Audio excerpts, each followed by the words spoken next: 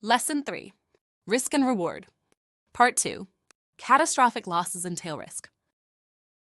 Risk and reward analysis becomes less effective in scenarios that involve the potential for catastrophic losses, such as the hypothetical situation where crossing a very tall bridge that might collapse could earn you $1 million.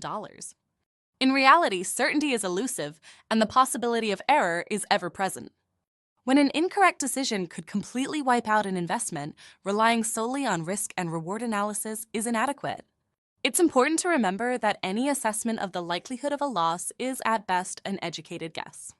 Therefore, it is prudent to avoid these high-risk situations altogether or to significantly limit your investment in them. Biotech companies awaiting FDA approval are prime examples of stocks carrying catastrophic risk. Their financial success largely depends on whether one or more of their drug candidates receive approval. The outcomes for these companies are stark. Either a drug is approved, potentially yielding considerable profits, or it fails, leading to significant losses. Investors meticulously follow the progress of drug trials because any negative developments can lead to severe declines in stock prices. Consider the case of Anthera Pharmaceuticals as an example. In March 2012, Anthera's stock crashed following news that its experimental drug for coronary disease failed late-stage clinical trial. The stock price fell 45% the day of the announcement. By the end of the year, it fell another 83%.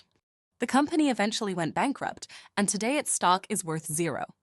That definitely qualifies as a catastrophic loss.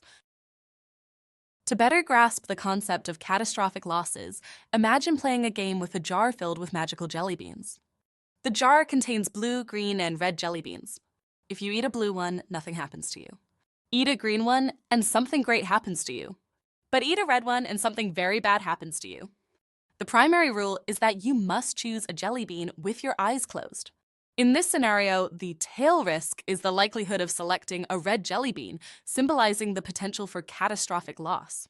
In finance, investors are particularly concerned with tail risks because underestimating the probability of catastrophic outcomes has historically caused significant upheavals in the stock market. Would you pick a jelly bean from this jar with your eyes closed?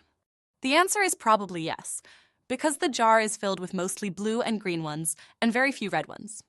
So, the risk of a catastrophic loss is quite low. How about this jar? Would you pick one blindfolded?